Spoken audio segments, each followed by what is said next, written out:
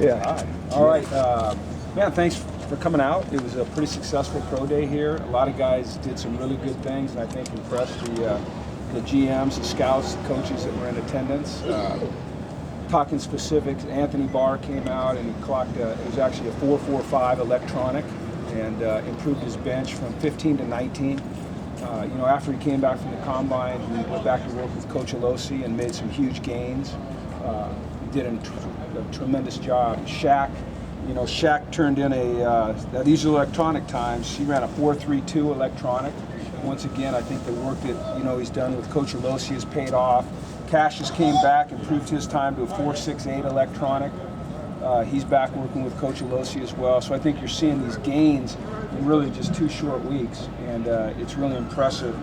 You see a guy like X, and one of the things that was really impressive about X is him sitting there with the scouts and the coaches there saying, why is this guy doing all these drills? He did so well at the combine.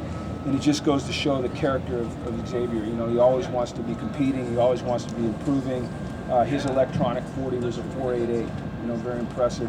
A lot of these scouts out here today think that he's the best guard in the draft. I had 2 scouts tell me that he was the best guard coming out since Steve Hutchinson, which is saying a lot. Now, that's just a couple guys' opinion. That's obviously not all 32 teams' opinions, but pretty impressive showing by him. Jordan Zumwalt ran a 4.61 electronic, did a really nice job. Damian Thick, we had a number of guys under 4.4. Now, once again, these are electronic, okay, which is different than a handheld, but it's a more true time. And Figgy was a 4.36. Stan McKay was a 4.38. Malcolm Jones ran a 4.57. Really had a good day for the scouts today. Brandon Sermons ran a 4.39.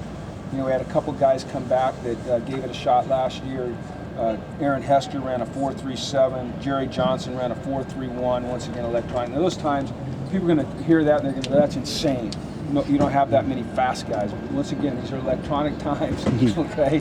And if I was out there scouting and I heard that, I'd say, I don't know about that. But once again, they're pretty true times. But it was a successful day. It's a great way to showcase what's happening around here. Today was all about those guys, though. We tried to create an environment here where they can go out and have a job interview, because that's what it is for them. And I thought they all showed very, very well. Coach, did you feel like a proud papa watching your guys out on the field and watching them grow and how they've grown and matured over the last few weeks? Yeah, it's interesting. I've been to hundreds of these pro days, hundreds of them, in 6 years that I was coaching in the NFL. But they're all, it's so different when it's guys that you've coached. There's a different energy, a different excitement, a different anticipation, anxiety, and it's really fun to see those guys come out and do well. Oftentimes when you're a pro day as a pro coach, you're there to see one guy.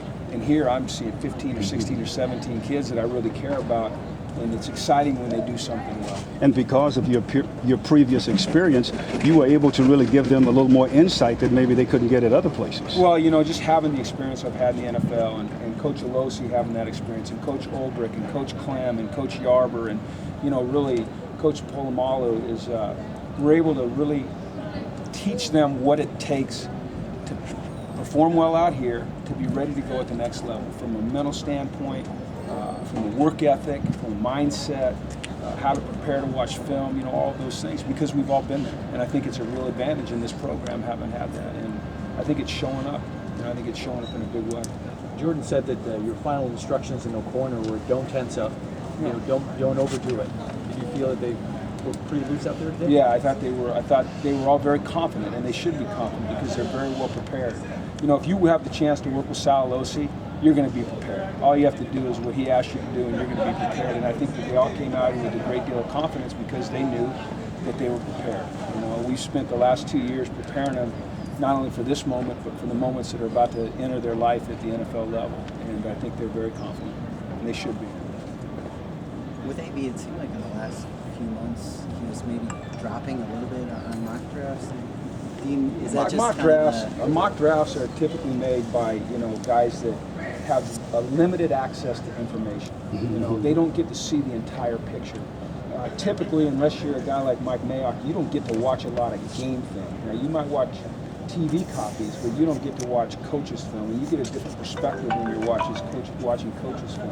And it's the GMs, it's the head coaches, it's the coordinators and the position coaches that are going to determine where a guy's picked. So I mean, I think it's fun. It's interesting to pay attention to the mock drafts, but they're when it gets right down to it, they're all kind of what they are, which is just, you know, prognostications on paper by guys that don't know the entire picture.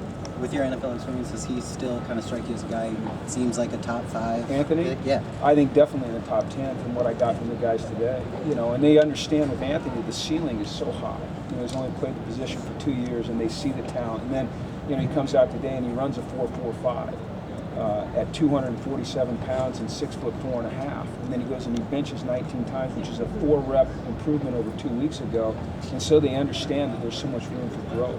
You know, you look at a guy like Xavier Suafilo and you know, the athleticism and the footwork that he showed out there, plus the stamina. I mean, you know, those coaches, you come in here with an agenda. It's to find out a lot about these kids, what their work ethic is, you know, what their threshold is, how far can you push them, how are they going to react when you're pushing them.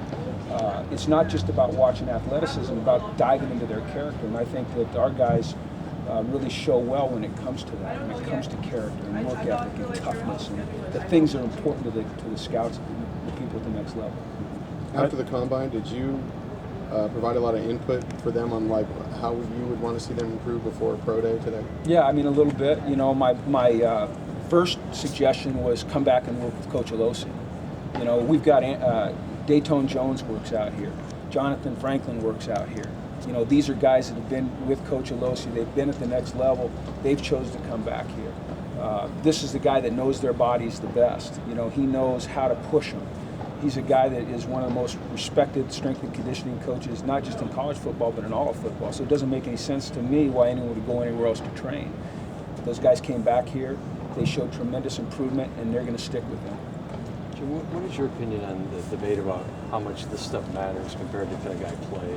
Where have you always fallen in that argument? You got to look at the film, you know, but this is a chance to come out and see a guy on the hoof, as they say, you know, see what his body structure looks like, watch him move through drills, you know, see how competitive he is in an environment like this. It's an opportunity to interview these guys, watch film with them. You know, the San Diego Chargers were in this morning watching film with Anthony Barr at 7:30 in the morning, you know, and to pick his brain on football to the extent that you're not able to do at the Combine. At the Combine, you get 15 minutes. Here, they can have all day. What I used to do is call a guy and say, hey, listen, I'm staying at, you know, for instance, the W Hotel. Pick me up at this time, pick out a restaurant, and we'll go have dinner and see if the guy was on time. Was his car clean or was it a mess? Did he have a restaurant picked out? Did he know how to get to the restaurant? You know, was he responsible? Was he on time? You know, and then the next day, watch film. Can he talk about the position? You know, can he talk about coaching points? Does he understand offense if he's on defense and defense if he's on offense? And so, I mean, I've scouted hundreds and hundreds, probably thousands of players. So just the fact that we can bring in Anthony Barr and say, hey, this is what you can expect. If they want to have dinner with you, you need to be ready to do these things. The way you dress, what you say, how you shake their hand, how you look them in the eye, all those things are part of the evaluation. But they're just a small part. It's what you do on tape that really matters. But if a guy has a messy car, how would that affect? Because everything, these scouts, these teams are getting ready to invest millions and millions and millions of dollars. Not just in the contract, but they're spending millions of dollars in this evaluation period. I mean, millions of dollars. You only get 7 picks plus your compensatory picks. So you better be right. I mean, you are going to dig for everything.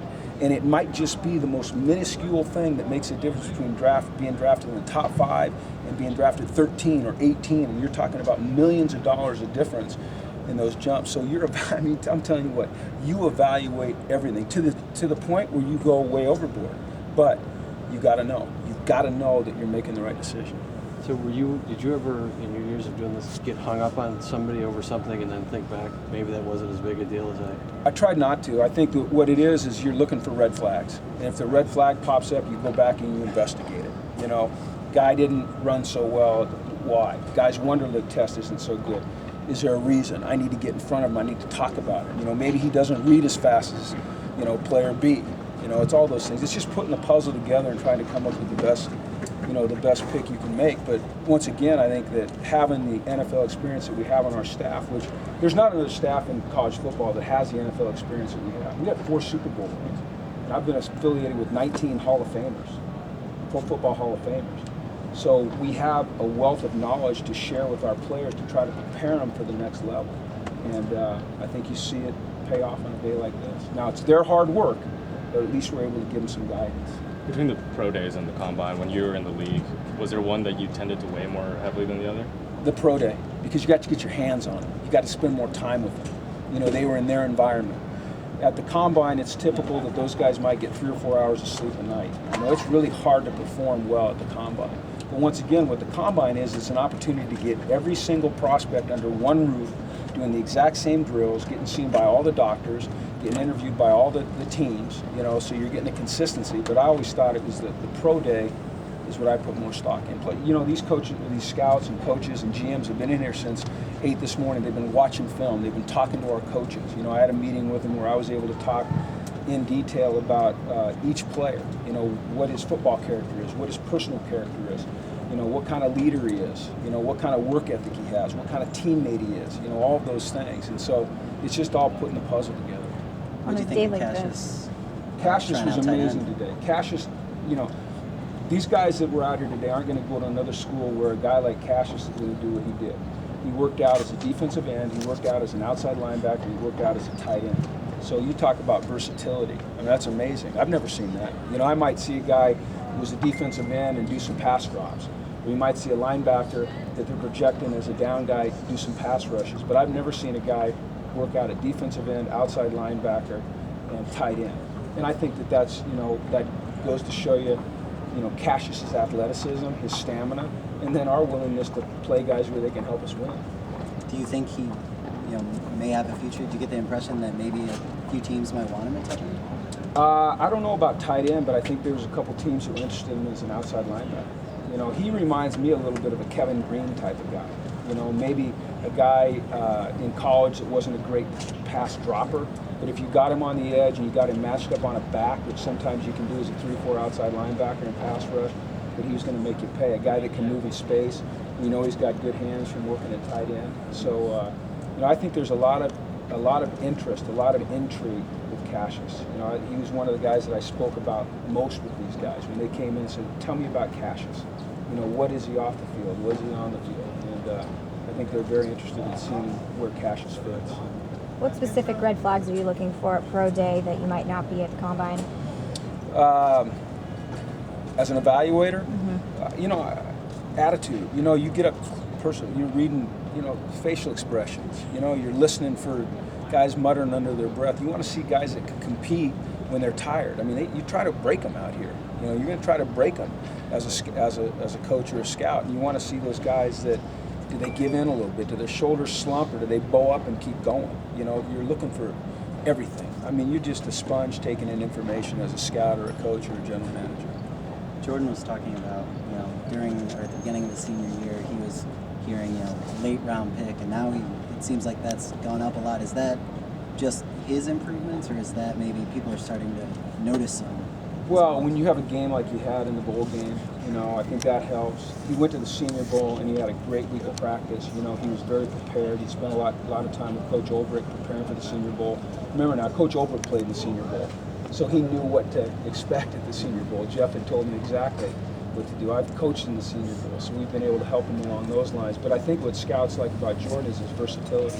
He can play inside. He can play outside. He's going to be a dynamic special teams player. He's like the Energizer Bunny. He just goes and goes and goes. He's always got a smile on his face. Scouts like that. They like that a lot. He jumps out at you. He might not run a real clean shuttle, but he'll go knock a guy down. They like that nasty attitude. Are there any injuries that are they might linger into spring at this point? For these guys, or are we going to our team? Our team now. Yeah, there's a few, but I'm not ready. We're talking about these guys right now. You're jumping ahead, Jack. Come on, man. That's not fair. Yeah, well, we can talk about that later. After seeing him out there today, would you draft Jeff Garcia in what round? Jeff Garcia has improved so much. And I can say that because I was on the field his very first day as an NFL quarterback. I was the defensive coordinator San Francisco. Jeff came out from minicamp. Bill Walsh had hand chosen him. And I remember saying to Greg Knapp, the quarterback coach, after that first practice, walking in going, we're in some deep trouble. This guy cannot play in the NFL. He was throwing ducks all over the field.